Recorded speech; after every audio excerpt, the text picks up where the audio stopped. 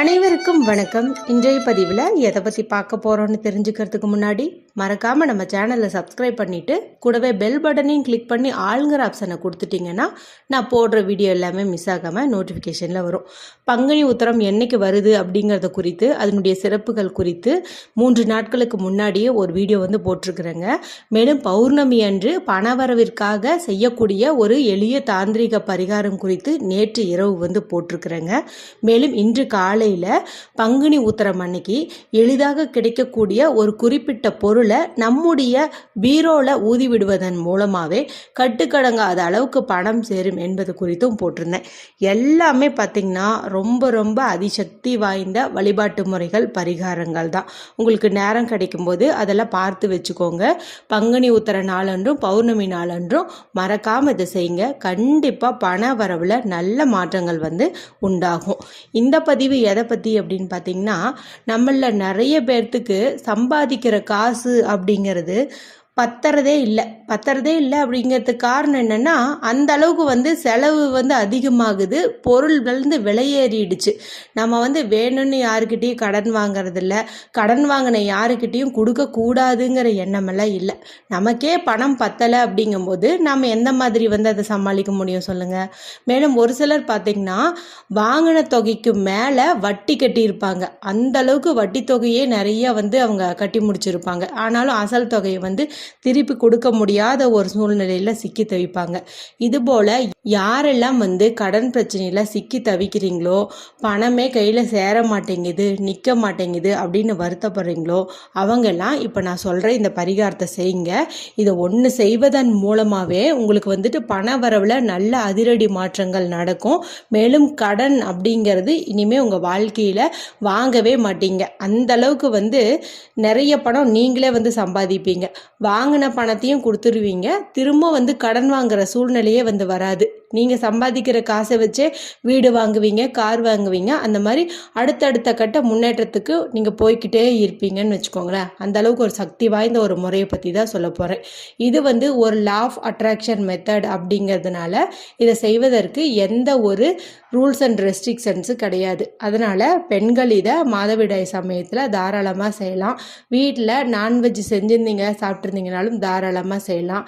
யாருக்கெல்லாம் கடன் பிரச்சனை இருக்கோ, பணம் தேவைப்படுதுன்னு நினைக்கிறீங்களோ அவங்க எல்லாருமே செய்யலாம்.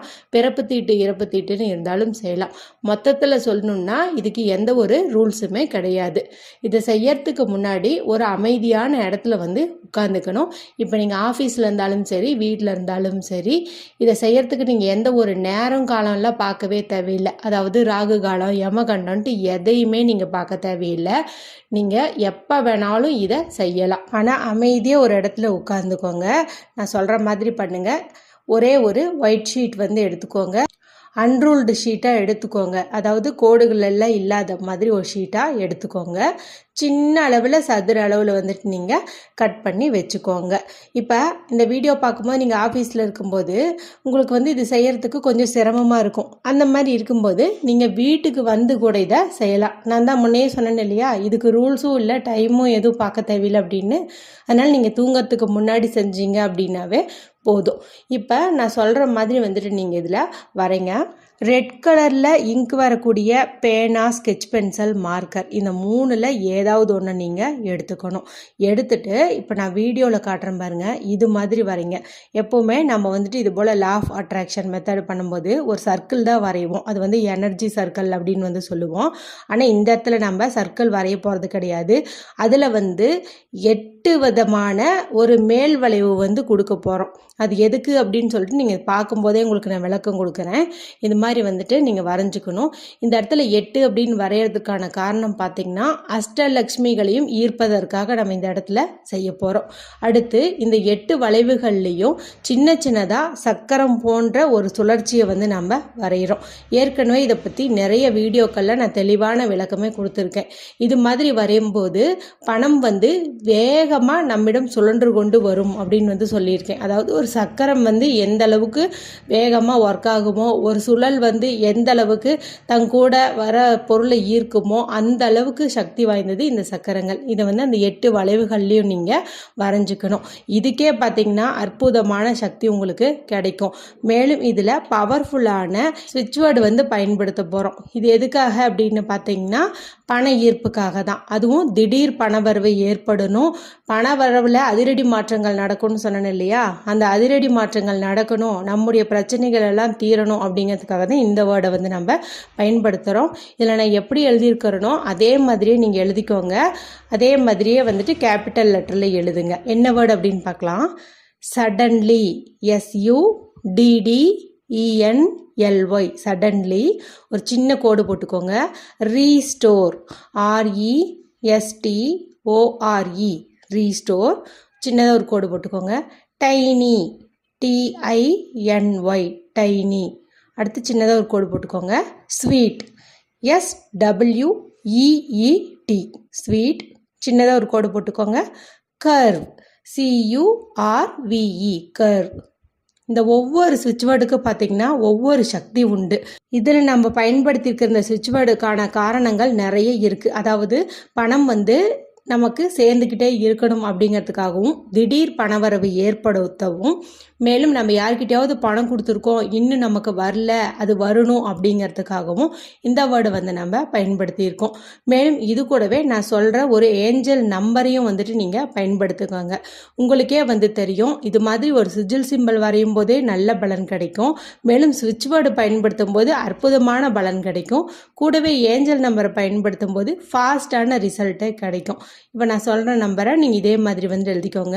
நான் எங்கெல்லாம் வந்துட்டு கம்மா போட்டிருக்கிறேனோ அதே மாதிரி நீங்களும் கம்மா போட்டு எழுதணும்.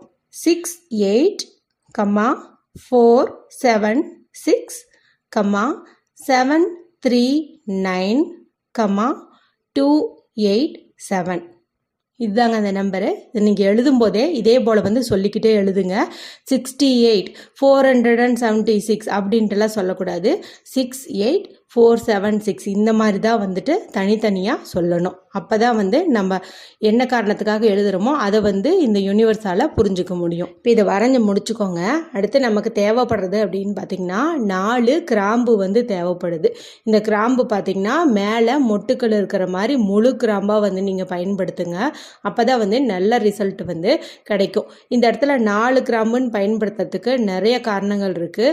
முதல் விஷயம் என்ன அப்படின்னு பார்த்திங்கன்னா 4 திசைகள்லேருந்தும் பணம் நம்மளை நோக்கி ஈர்த்து கொண்டு வரும், அதுக்காகவும் பயன்படுத்துகிறோம்.